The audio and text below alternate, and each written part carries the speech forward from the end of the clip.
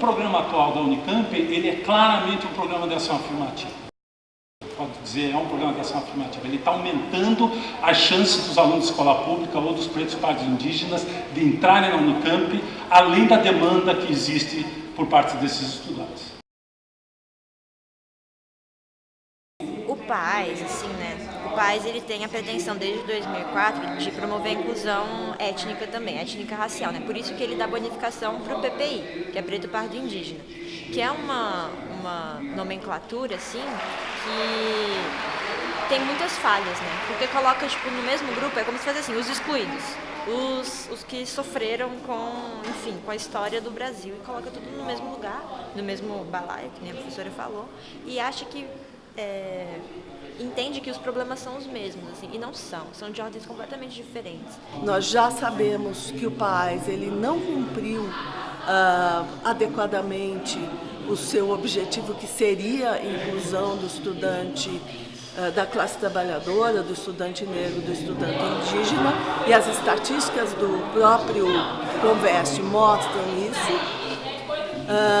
E ele não cumpriria exatamente porque ele não toca adequadamente nos processos de exclusão. E agora a gente chega no dado de raça, que a gente consegue ver qual o efeito do PAES durante os 10 anos para a inclusão racial. Qual é ele? É quase uma reta perfeita, gente. Os brancos ficaram lá.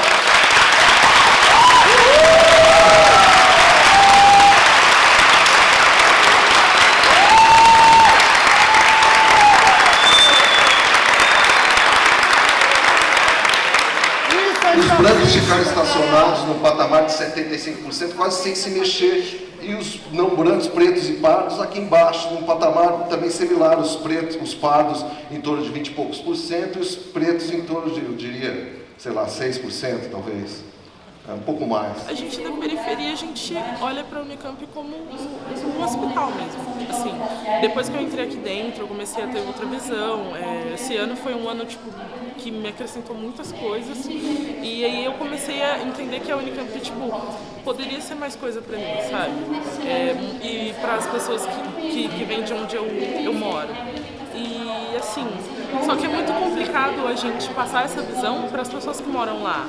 Porque eu chego num amigo que terminou o ensino médio com muito custo e agora está trabalhando. Eu não posso chegar nele e falar sobre como a Unicamp é um lugar que me acrescenta muita inteligência, porque ele não vai querer saber disso, sabe?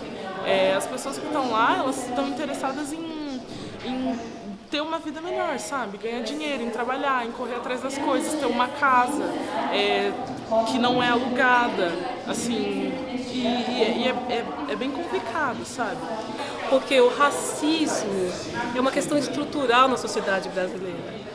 É uma questão que permeia a condição social desses sujeitos. Então, se você quer, de fato, se a Universidade de Campinas, Estadual de Campinas, quer de fato fazer a inclusão social, ela tem que pensar na inclusão racial. Porque somente com a inclusão racial é que você consegue fazer a inclusão social, e não o contrário. E PPI, nesse caso na Unicamp, é só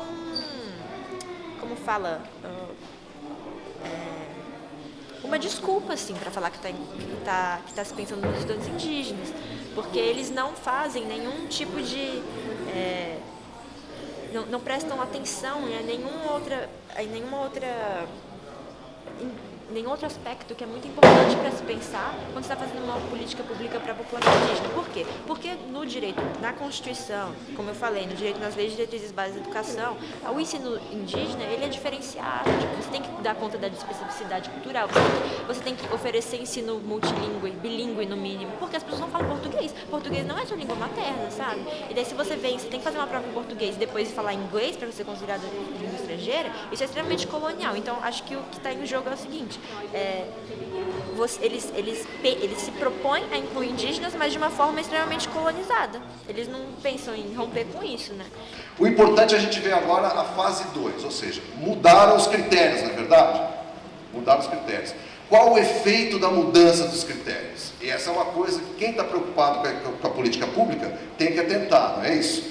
Ou seja, a universidade passou todo aquele tempo com um programa que não funcionou na prática, né? E agora? Claro que ela mudou provavelmente porque chegou à conclusão que não estava funcionando, demorou bastante, né? Mas, e agora? Será que os critérios novos adotados estão cumprindo o efeito que se propõe? Por que eu digo isso? Porque agora a gente chega no crux, na parte fundamental e mais crítica do desenho do Novo País. Por quê? Quando a gente pega a curva de salários, ou seja, a renda que as pessoas declaram, os matriculados declaram, e compara com os outros anos, você vê que o novo desenho não teve nenhuma consequência para o perfil socioeconômico das pessoas que entraram. Ainda que a gente observe algum tipo de inclusão racial em alguns cursos, o aumento significativo, ainda que a gente tenha observado de fato uma mudança no padrão de escola pública e escola privada, na hora da renda, nada disso, a gente não vê inclusão, não está fazendo inclusão de renda.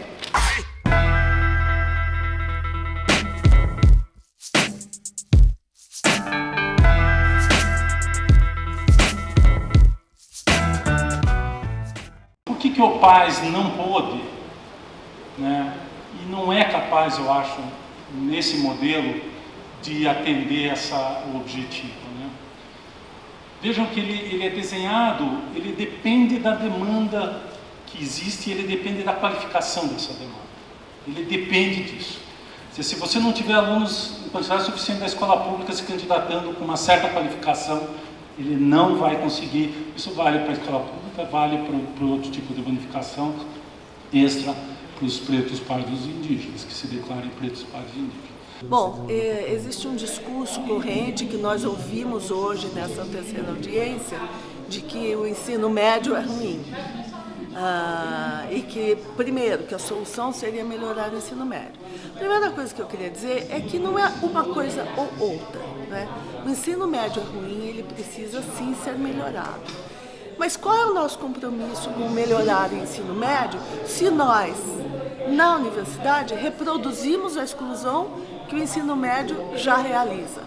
Se nós, na universidade, que formamos professores para o ensino médio e formamos com um recorte etnocentrista, né? Com um recorte que nega os conhecimentos que vêm das africanidades, dos povos indígenas, e com uma formação que sequer discute os nossos preconceitos, o nosso racismo, o nosso sexismo e outras formas de preconceito. Portanto, dizer que o ensino médio é ruim torna-se um discurso justificador, né?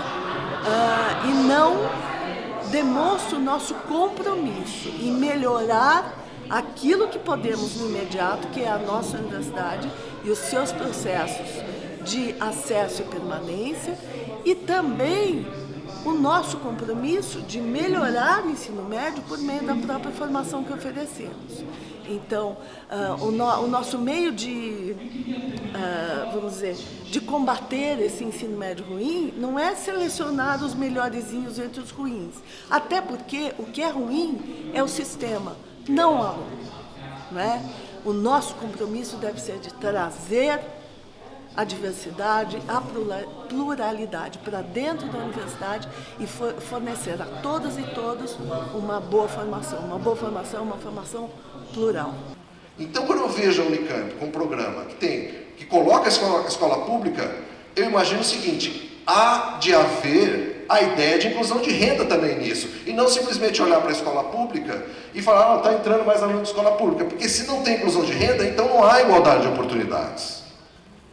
É falsa a igualdade de oportunidades, né? Por quê? Simplesmente estão terceirizando a exclusão que é feita por essas escolas públicas de alto gabarito, Cefetes da vida, né? Na qual você tem processos de seleção que são tão excludentes ou mais do que o próprio vestibular.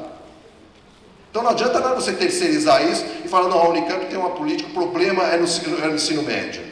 Não, porque tudo bem que o problema é o ensino médio, mas como a Unicamp vai lidar com isso para fazer inclusão de verdade? Pelas nossas contas, pelo nosso toque, Nosso fio desencapou e você não escapa do choque. Com a nossa rapa você não é capaz. O PAES garante inclusão mais qualificada que cotas.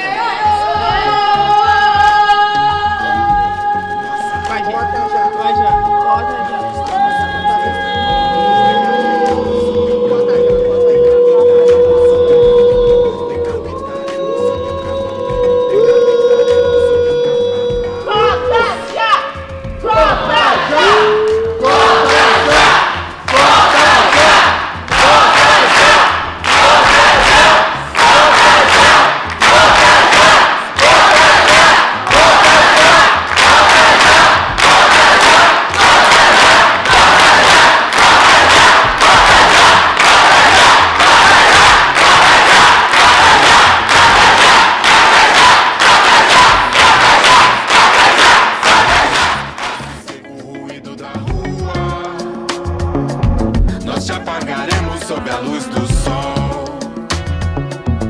nós nos espelhamos no prata da lua. Desbicaremos passando o cerol. E a luta continua. Com a nossa rapa você não é